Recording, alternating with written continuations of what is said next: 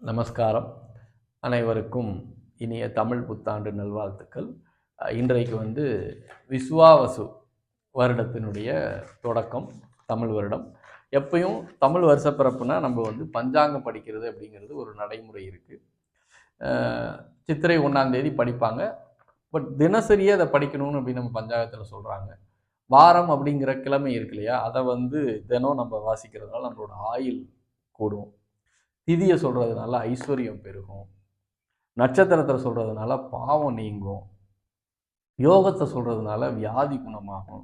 கரணத்தை சொல்கிறதுனால நமக்கு ஒரு நினைத்த காரியம் வெற்றியாகும் சொல்லுவாங்க. அதனால தான் தினசரி பஞ்சாங்கம் படிக்கிறது அப்படிங்கிறது இருக்கும் ஆலயங்கள் எல்லாம். இப்போ நம்மளை பொறுத்தளவில் நம்மளும் தினசரி இனிமேல் படிக்கலாம். அப்போ தினம் இன்னைக்கு நாள் கிழமை என்ன அப்படின்னு பார்க்கலான்னா, இன்றைக்கு விஸ்வாவசு வருட சித்திரை மாதம் 1ஆம் நாள், ஆங்கில தேதி 14/4/2025 திங்கட்கிழமை. பிரதமை திதி அது காலை 8:27 வரைக்கும். அதுக்கப்புறம் துவிதியை திதி ஆரம்பிச்சிடும். நட்சத்திரம்ங்கிறது சுவாதி நட்சத்திரம். அது இரவு 12:15 AM வரைக்கும், அடுத்த நாள் காலையில் வரைக்கும். இன்றைய யோகம் அப்படிங்கிறது வஜ்ரம். அது இரவு 10:06 வரை. கரணம் அப்படிங்கிறது பார்த்திங்கன்னா கௌலவம். அது இன்னைக்கு நாள் முழுதும் இருக்குது.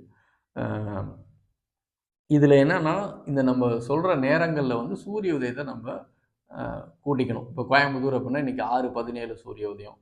மதுரை எடுத்திங்கன்னா 6:14. ஸோ அந்த சூரிய உதயத்தை கூட்டிட்டு பார்த்துக்கணும். எப்பயுமே இந்த ராகு காலம் யமகண்டம் எது பார்க்குறோம்னா சூரிய உதயத்தை நம்ம கூட்டிக்கணும். ஸோ இன்றைய நாள் அனைவருக்கும் மிக மகிழ்ச்சியாகவும் லாபகரமாகவும் அமையட்டும்னு எல்லாம் வல்ல ஈசனை வேண்டிக்கிறோம். இந்த வருடம், இந்த விசுவாசிய வருடம் எல்லாருக்குமே நல்ல ஒரு அமைதியையும் மகிழ்ச்சியையும் சந்தோஷத்தையும் செல்வத்தையும் கொடுக்கணும் அப்படின்னு வேண்டிக்கிறோம்.